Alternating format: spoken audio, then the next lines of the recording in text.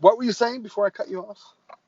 Oh, I was just gonna say, like, so you're doing clouds, and you keep thinking people are gonna get tired of them, and it's like I do like a thing.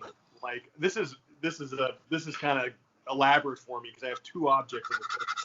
Yeah. But, it's like a piece of fruit or an old tool or a kid's toy or whatever. It's whatever I've tripped on or something around the house.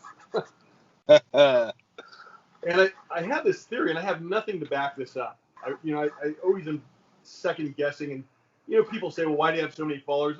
I'd like to try and answer that.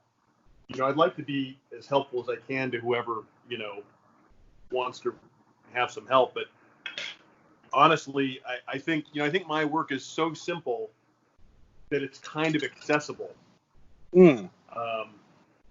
I think people look at it and go, oh, that looks like a good entry point. I could probably do something like that. That's all I got, though. I think for me, it might be that some people see some of the unusually thick spots and unconventional spots of paint, and it kind of switches them from just seeing flat imagery to seeing something that's a little bit more dimensional. And it can be a really failed painting. It can be a completely failed attempt. But just one really thick, carefully placed piece of paint gets all this attention. And I think that people now are maybe missing some more of the tactile nature of actually seeing art in person, because so much of it is through a screen, like a backlit screen. Yeah, absolutely. So... yeah, I mean, that's one of the things I like about your stuff. It's juicy, man. I love seeing that. Thanks. I really have no control over it. I was a sculptor for about a decade. And oh, nice. Yeah, I did some reliefs, and I had a lot of fun building the mass out there. So I just naturally, whenever I get a metal tool in my hand, I want to load it with wax or clay and put it on, but I don't have any right in front of me, so I just use paint instead. Nice. Yeah, so, I was before I was a high school art teacher, I was a sign painter for many, many years. Like the old-fashioned? Yeah. Like not vinyl stickers, but actual painting signs. All right. I learned from an old guy. He wasn't old at the time. He's old now. If Dwayne is listening, I don't think you're that old, but he's probably too old to be on Instagram. But super nice guy. Took a chance on me. I was a kid. Really wanted to paint signs, and gave me a chance. And I was very motivated to learn because I worked at a small shop with 4 or 5 guys, and they were all really good. Mm-hmm. They tolerated me for a long time, and I was motivated to get to be at least, so I wasn't laughable. And that was a lot of fun. I did that for about 15 years. Yeah, that's a good stint. Wow. So, what aspects of sign painting do you kind of unconsciously employ in your oil paint? Oil paintings. That's a great question. Obviously, you see my stuff is pretty balanced, pretty centered. Mm-hmm. I think that's definitely a holdover from sign work. Mm-hmm. I learned a hell of a lot about mixing colors. When you're painting signs, it's not like they have those Pantone matching system for old print media, where you just choose a picture, your color, and then you have a formula to mix it up. And people would come to us with those Pantone colors all the time and say, "Oh, I want my background of the sign to be this. I want the letters to be that." But we couldn't use that formula because the lettering enamel we used was completely, it was a different material. Okay. And so we'd have to just mix these colors by eye. You go like, oh, well, and you wouldn't even have the same starting point. You wouldn't even really know. You'd have to pick the closest thing to it and then just start mixing colors. So that was very helpful, I think. Okay. Although when I paint, and I've told my students this for years, I don't pay that much attention to hue. If I can ballpark the hue, I'm pretty happy. I mostly just shoot for value and temperature and close enough on the color. I think with me, consciously, I am pretty heavy on basically just value and the actual paint typography on the surface. Right, yeah. And that's partially because I'm a little colorblind, and partially because when I was teaching myself, kind of doing it out in public at the same time, right. I only had certain colors available, and if I ran out in the beginning, I didn't really have more money to go and get more, so I would just have to constantly improvise new paint and new colors almost all the time in every situation. And so I just got this like little formula in my head that as long as I can always use something that I think is cool and that I think is warm and white and maybe like a brown or black in between, then I can figure it out. And I could always get something to the point where I could sell it. Right. Yeah. So now I see that you've been online for a while. Have you ever done like art fairs or markets or I have done a few those kind of events? I just did a holiday art fair at my in-laws. They live in it's a gated community, but it doesn't really feel like a gated community because it has like 2,500 homes in it. Whoa. Yeah, it's huge. Lake Wildwood, it's called. And so in Florida. I'm sorry? That's in Florida? No, it's in California. Oh, California. Oh. Yeah. Maybe I'm thinking of another Wildwood in Florida, because my in-laws live around there too. I don't know if they live in a gated community so much, but yeah, Wildwood sounded familiar. And I yeah, I mean, they'll probably have similar names. And it's real nice, it's a real nice place, and a lot of retired people live out there. And and my mother-in-law is very involved in their events and stuff and charity things. And they did like a Christmas art fair. And I said, well, yeah, I'll do that. I had some paintings, and so I went ahead and signed up for it. And wasn't, didn't really think too much about it. But as those things get closer, I always sort of start to dread them because I have to move tables and stuff, and I have to load things up and travel, and it's just not my favorite thing to do. But I thought, well, it should be fun, maybe I'll make a few $100 or something. And the stuff was just like price to move. And I didn't sell it on the first day. I didn't sell a single thing. The guy. That is what happens sometimes. Yeah. Yeah, the guy with the booth across from me was selling these bird houses, and man, he was killing it. And I just thought, I'm never going to do one of these things again. I have a lot of stuff going. I would rather be at home painting. Yeah. So, and that night, I think I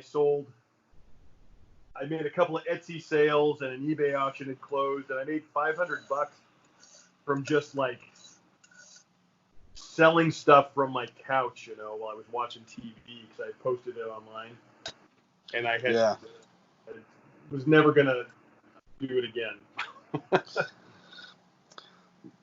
The market world is a very fickle kind of dynamic mercurial beast that if you decide that you want to really get into it,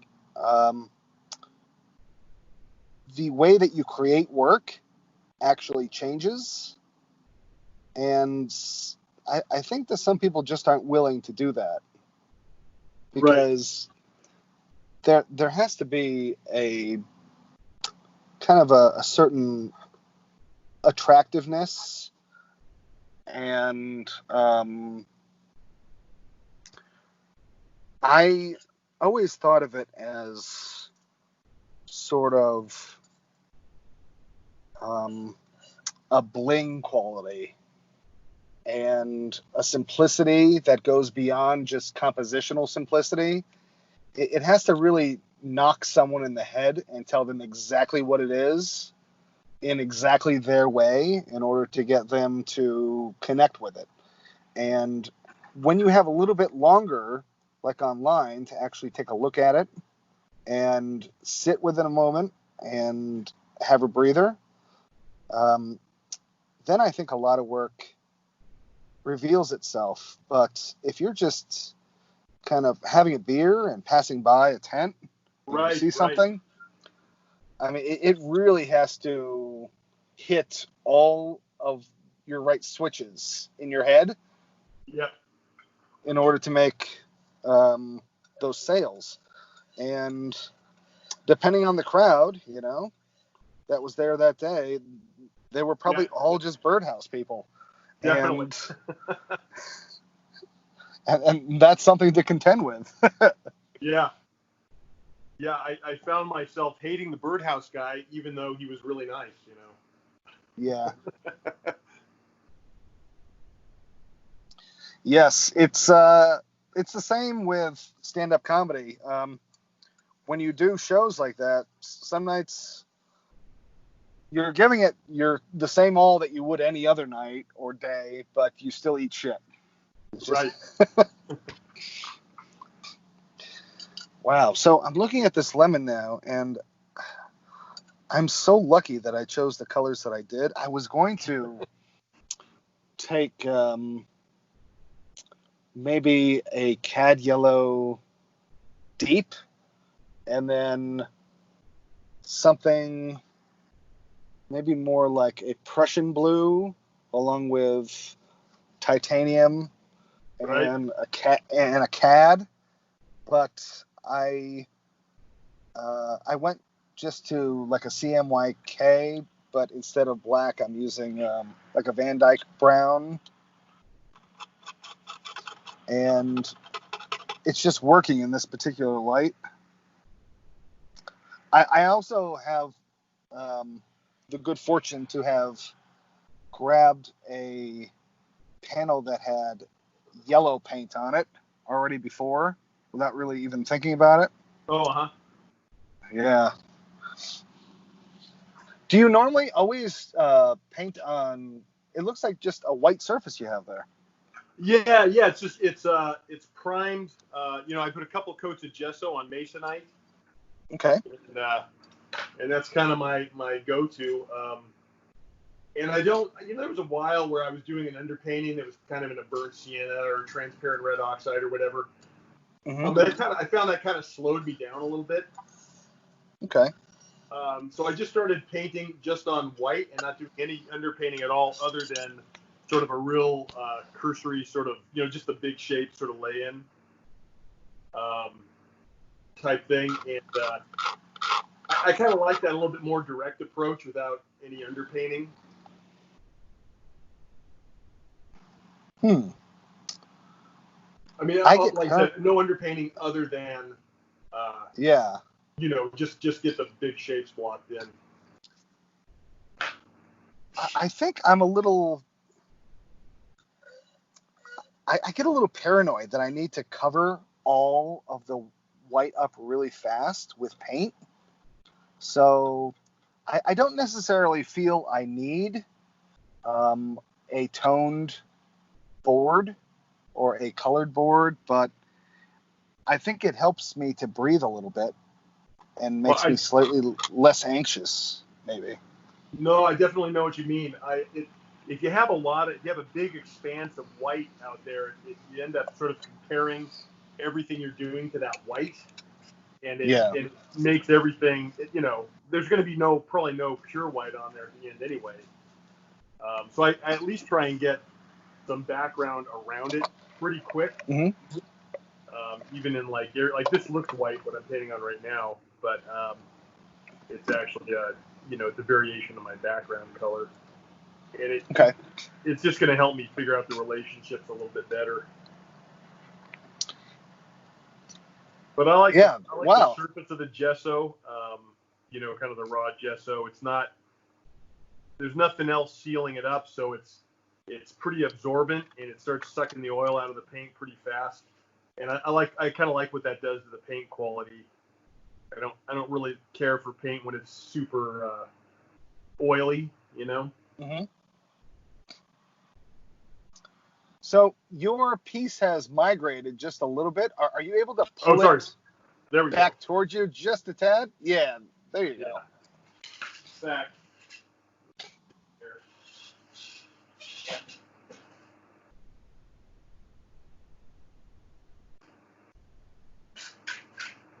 I'm gonna do a quick reminder hack right now. Okay. Is it in a pretty good spot? Yes. Tape. Okay, this gives me my target. I'll try to keep coming back to here. This is another holdover from sign painting, is painting horizontally on small panels like this. Because when I was painting signs commercially, of course, you have to paint them on whatever the lettering goes on, if it's a car door, a truck, or a building, or a billboard. And then you're sort of making letter strokes is a very sort of structured activity. And there's a way to pull, you try and pull your strokes, but there's some directions and some orientations that are just not that ergonomic. And ever since I started doing these small paintings, it kind of occurred. It's a really interesting way to put it. Yeah. I can turn my panel to whatever orientation I want and make whatever stroke I'm making just as convenient as is possible. And so I like that. That's why I understand that I get some distortion in my image from the drawing, just because it's flat. And although I'm pretty upright, so I'm looking pretty much straight down at it. When I see your pieces that you post, I never think to myself, Craig has parallax, ever. Well, they're small, so it's easy for me to get up above them. Yeah, okay. And when I paint, I do sometimes paint a little bit larger. And for me, large is like, 11 by 14 or something. I will put that on an easel. It makes it a little bit easier to reach everything.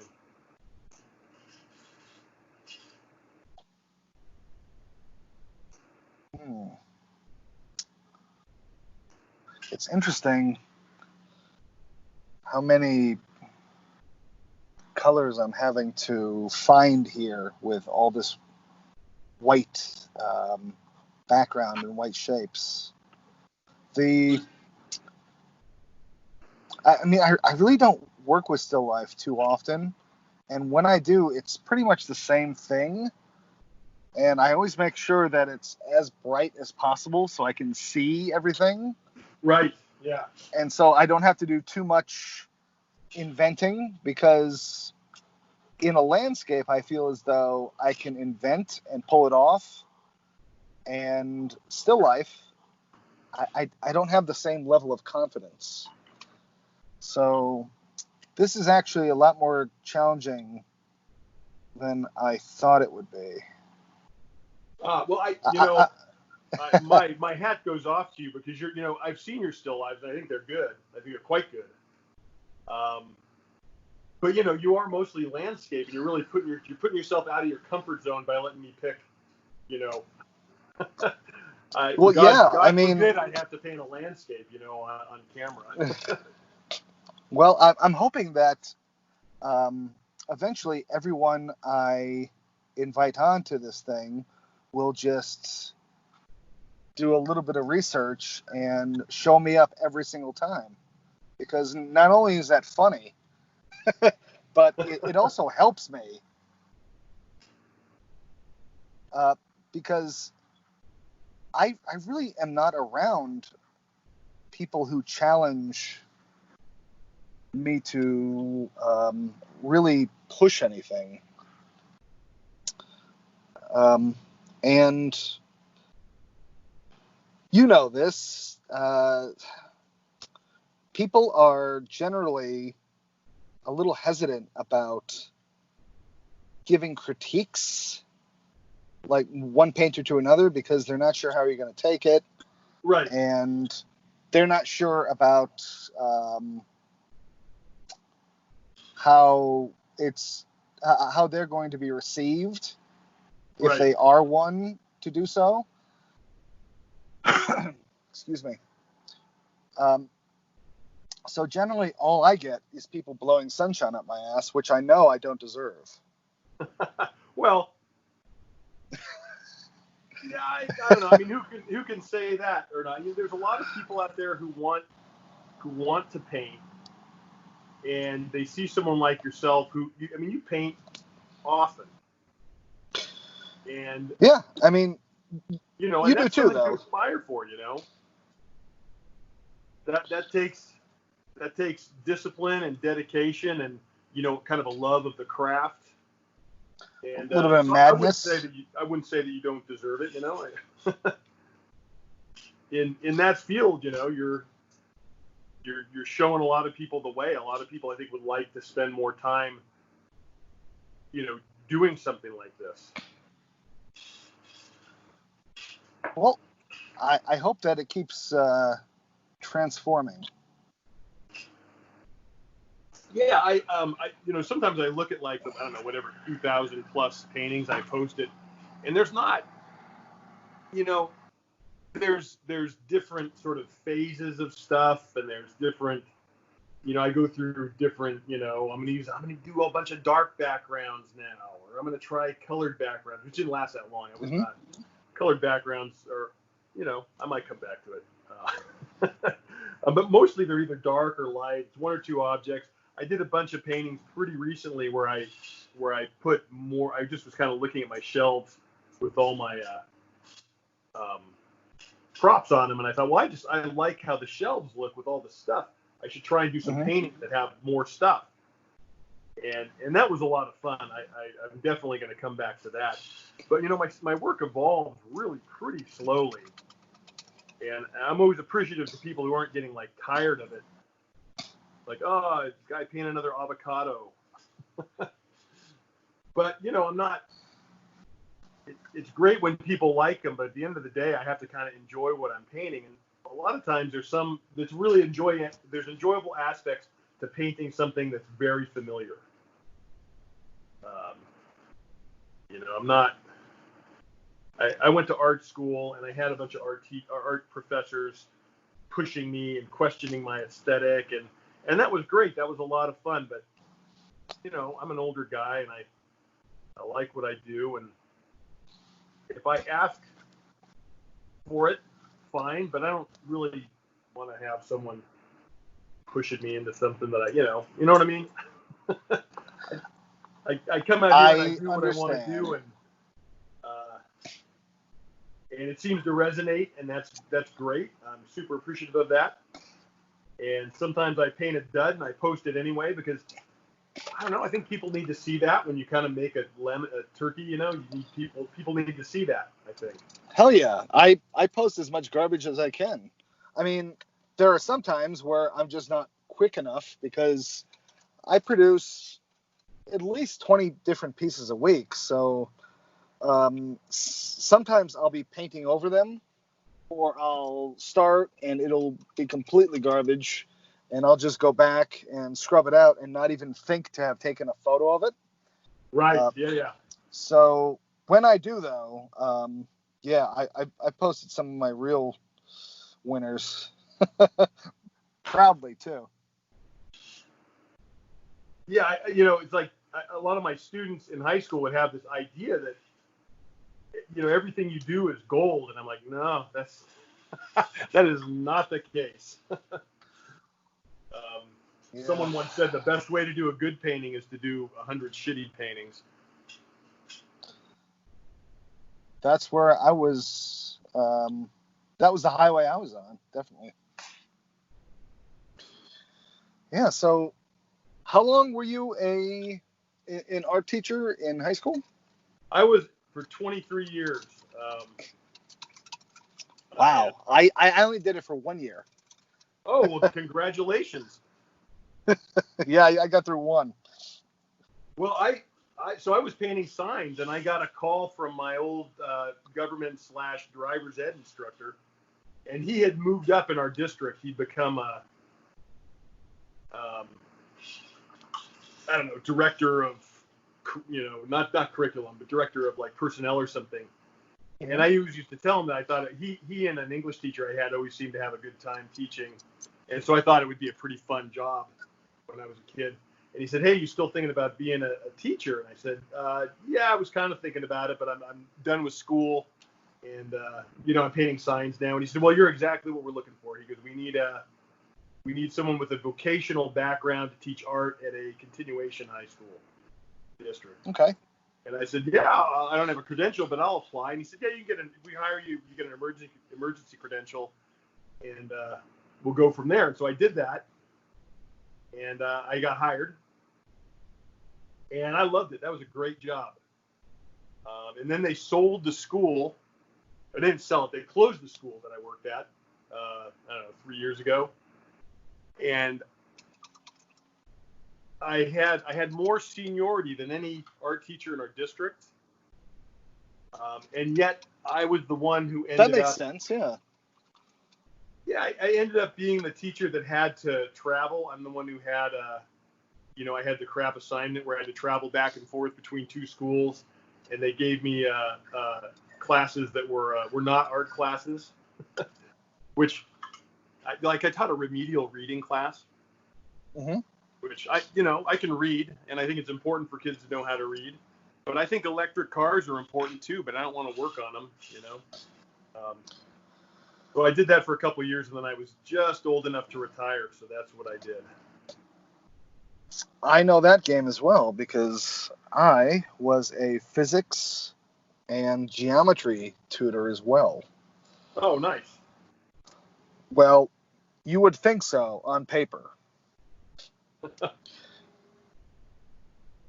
It was mostly just making sure that kids didn't try to escape. Yeah, I can relate to that. Yeah, because I mean, I really don't recall more than probably 10 solid minutes of actually tutoring for the subject. I was always helping with some other subject that they would bring up, or I would be going back and trying to explain much simpler concepts. Right. And so I never actually got around to doing too much of either. I was more like a glorified hall monitor who could help you with balancing out an equation if you really needed it. I know exactly what you mean. At the continuation school that I taught at, which I got to reiterate, was an awesome, awesome job. My first principal let me build a climbing wall in our cafeteria. Really? Yeah, I was super into climbing at the time. And actually, the guy who had called me to tell me there was a job I had stayed in touch with him because we did a bunch of climbing in the area down in Yosemite and stuff. And he he sort of signed off on the whole climbing wall idea, which was awesome. But kids weren't really that interested in learning how to paint or draw seriously. It just took too much discipline for them, and I had to become very, very flexible. I had to come up with activities that they would do that I would hope would give them some kind of background in visual arts. Mm-hmm. And my sign painting experience came in pretty handy there, because the thing that I found that was really, really popular is vinyl. And I showed them how to hand cut vinyl stickers. And man, Nice. they loved that. It was gave them some design background. They didn't really have to know how to draw very well. They just had to know how to choose what they were going to make a sticker of. They had to learn how to adapt an image to that kind of graphic treatment. Mm-hmm. And they went to town. They really liked it. And I thought, well, if I can just keep them engaged, that's I call that a win. And every now and then I get a kid who's interested in drawing and painting, or actual sign work, like painting, doing some lettering or something, and that was always super satisfying. But a lot of them were in there just to get their art credit, get the hell out of there. Yes, the system of credits. Didn't want to make it hard for them. I didn't want to make it like I'm all for rigor, but I didn't want to make it like impossibly difficult. Because they didn't. It wasn't like the bigger schools in our district where if you weren't into drawing and painting, you could be in band, or you could take a foreign language, or do any one of a dozen things that would fulfill that requirement. There was just me, and I'm not everyone's cup of tea, so I want to try to make things a little easier on them. I found myself just trying to amuse myself more than sort of police the class. Right. So because of the nature of the courses I was given and what I had to accomplish, I had to figure out how to make the most out of 40-minute blocks at a time, which is just crazy, because to just touch on the beginnings of a concept takes about that amount of time. And there was really no allowance for too much homework, because they were so bogged down with homework and all the other courses. So I just had to figure out how to make the course amusing and to get everyone on the same page really fast. Right. And I think that was what I took away from it. That sometimes it's a lot more beneficial for all involved to find a common ground and a respect for one another before you just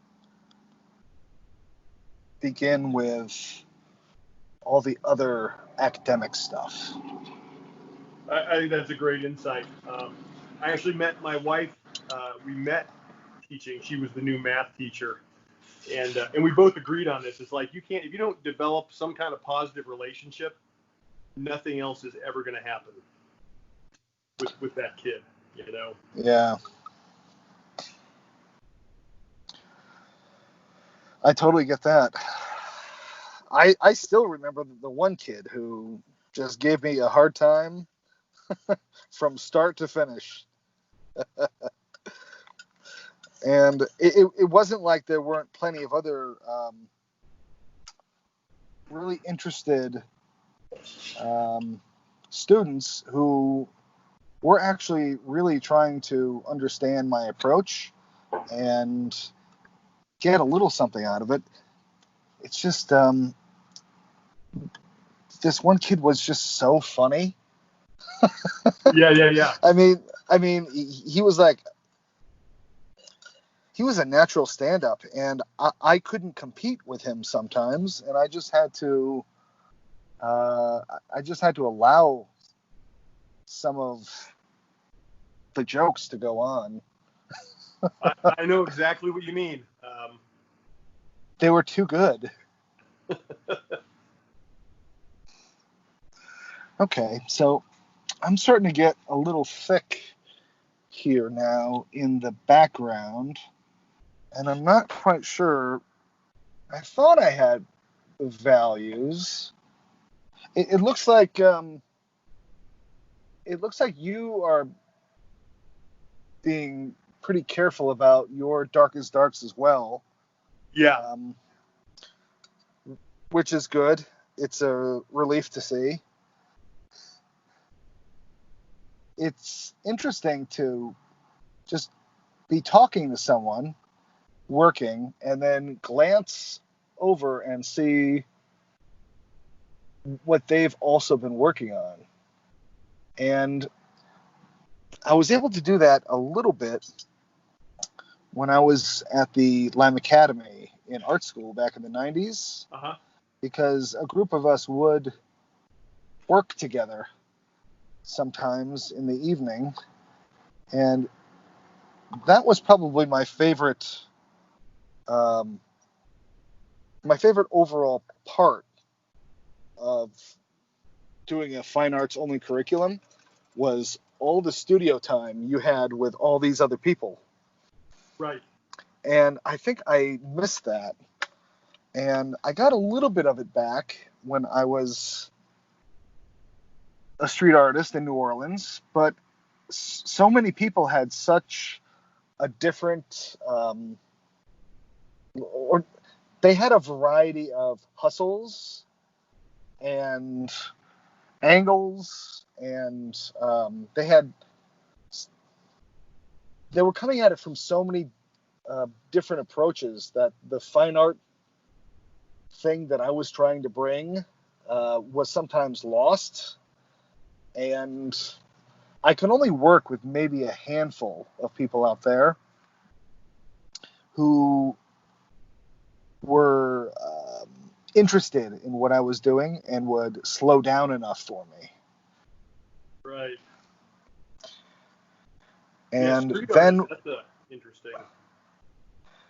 Yeah. When I finally got out of there, I tried to figure out if there were enough people who wanted to paint at coffee shops together that could be something. Because I started to do a lot of painting in the morning at Starbucks, and then I spoke to a few other people about possibly meeting up and having several people be at a specific Starbucks at a certain day. The logistics were so difficult because I've been on the road now with my family in a big RV, just kind of traveling around, doing whatever for going on 12 years. Wow. And we travel with other families, but none of them are artists. They're all in tech. And I mean, a few times I've hung out with people in the morning who have actually gone to like a Dunkin' Donuts or a Starbucks with when we've been in the middle of the desert or like in Las Vegas or something, and they'll sit down, some of these other dads that I became friends with, and they would do whatever kind of telecommuting work they had to do that they could do, and I would sit down and paint. And that was kind of a crazy dynamic too. Yeah. Well, the closest thing I can relate to like being a street artist is being a sign painter, and occasionally you have to do stuff out in public. And, everybody's a critic, I can't tell you how many times I've been warned that I had misspelled something. that I know I didn't misspell, Oh, yeah. And people feel like they have to comment, and you just kind of get used to it. And I can only imagine if you're, doing actual artwork and people are adding their commentary to it. You'd have to get, used to that kind of. Yeah, you get a thick skin, and you come to expect,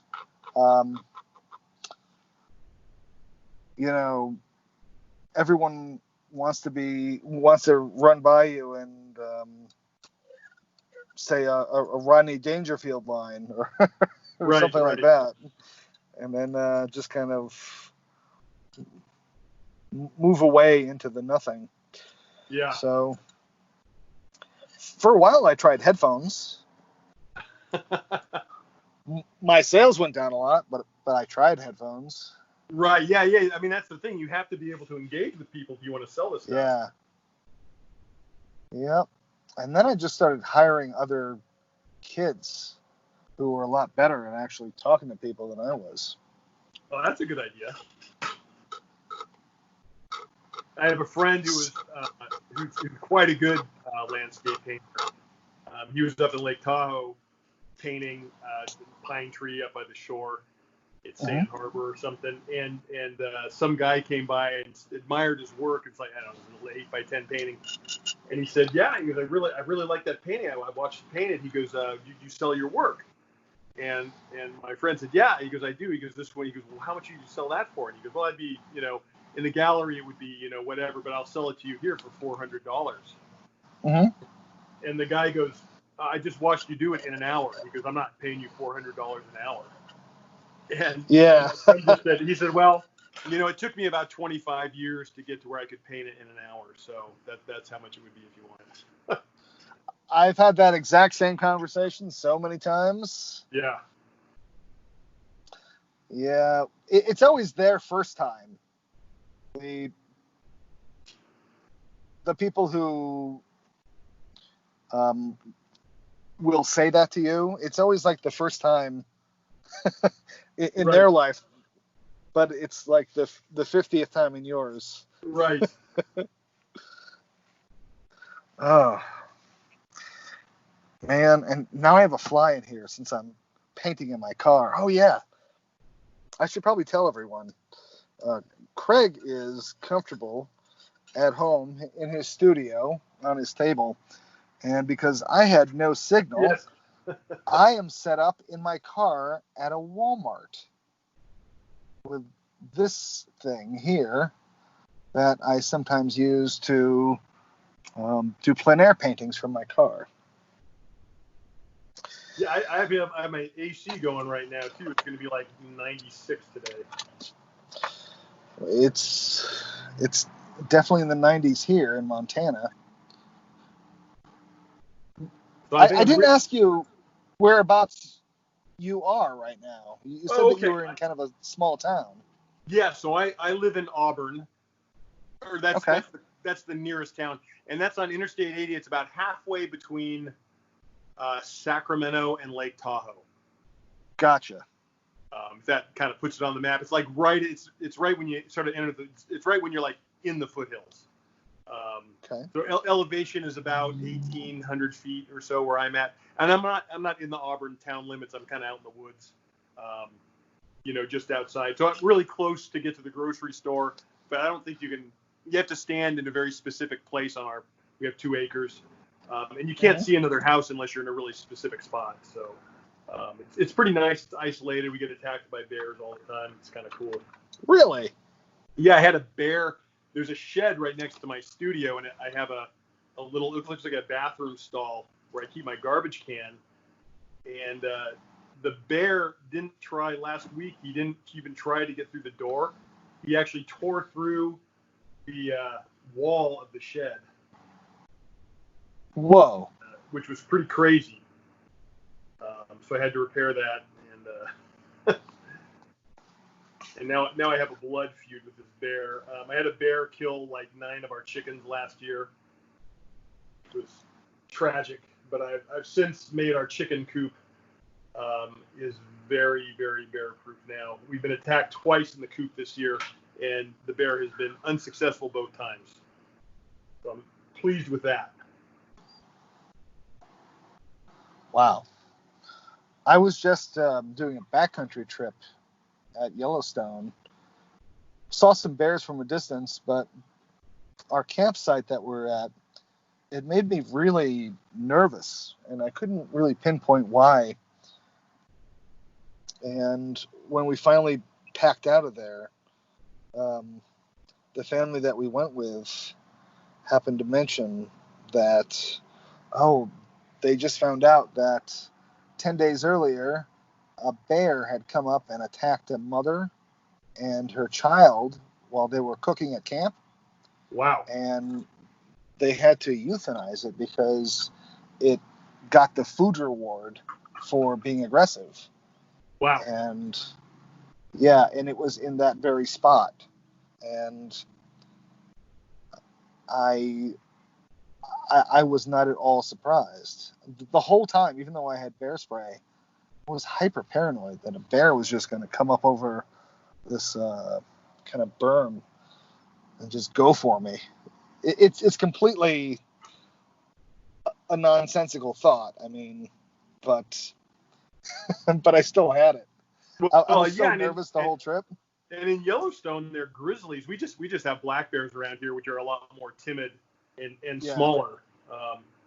Although I caught a shot of this one on my game camera and I sent it into Fish and Game, and their field biologist estimated it was about 450 pounds.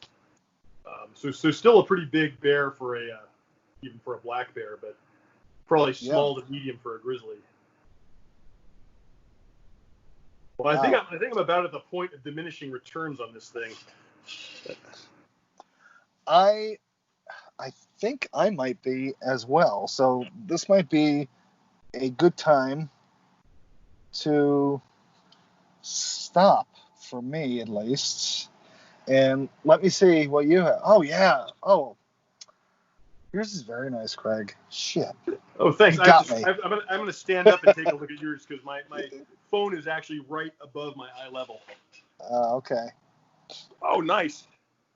I saw some blues in that block, and they turned more gray in my painting. I like how you kind of maintained those. Thanks. I tried to not use.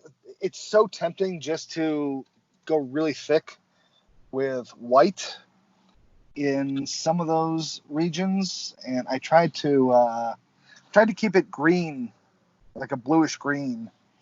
Yeah, I like that. I think it worked. Maybe it did. Well, okay. Hey, are you going to sign yours? I am. I'm going to Nice. Get my tiny little brush here. Okay. I will sign mine too. As you are getting ready to sign yours, can you tell people your website, your Instagram, how to get in touch with you, all that good stuff? I have a blog, but don't go there. I haven't posted to it in years. So the best way to get a hold of me or see more of my work is on Instagram, and I'm at Craig Stevens Art. And Stevens is with a PH. So STEPHENS ART, all one word. All right. And I think that's my main sort of online presence. It's so hard for my eyes to focus on signing something after painting. Okay. Hey, man, this was awesome. Thank you so much.